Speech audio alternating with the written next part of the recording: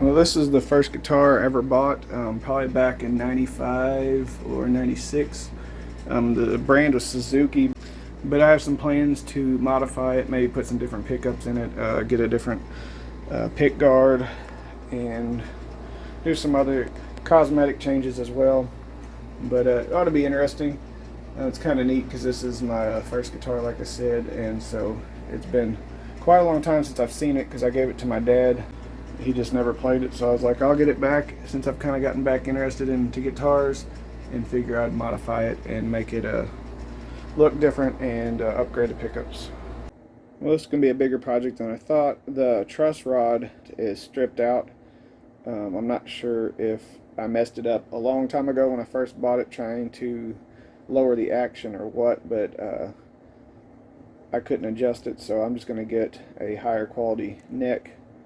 It's still not too bad price wise. I think it's a little over 50 bucks on sale on Amazon. Looks really nice. We'll see how good quality it is when I get it. It's really not much for a guitar neck, but we'll see what happens. I got the new neck installed. It's really pretty neck. It's not quite as thick as the other neck, so I may have to shim it. I'm not sure. The action was pretty high on the other one, so I'm hoping it'll lower the action, and I'll just adjust the bridge, or it could have the opposite effect. It may have higher action because of that. I'm not really sure until I get strings on it. But I got to install the tuners. Had to buy new tuners because one of the other ones, one of the parts broke off of it. So I've got new ones I'm going to install.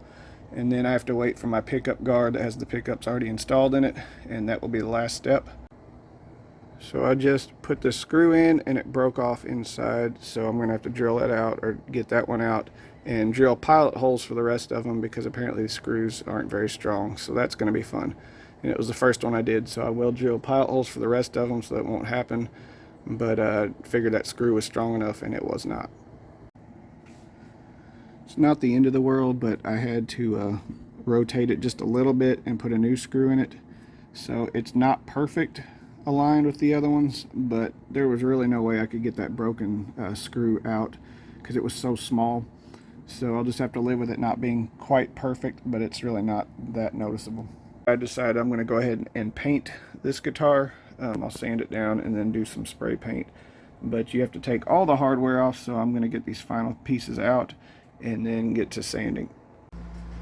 Probably not the best way to do it, but I'm using this little sanding pad to go over the finish, and still got some work to do, but just doing it in circles and trying not to make any swirls, but also get the paint down to where I can have a good base for it to stick with the spray paint.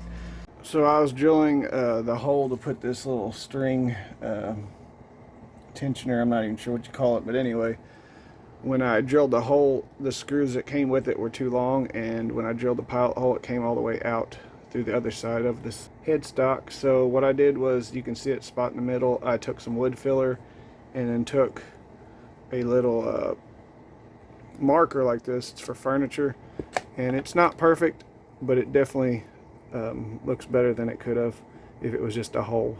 Well, here's the completed guitar. I think it looks pretty cool. Got the knobs painted the same as the body. I really like this neck I used. I got this off Amazon. I put the link for it. At the time I bought it, it was 52. I think usually it's maybe 60 or 70, but very nice neck. The roasted maple, the frets are nice and smooth.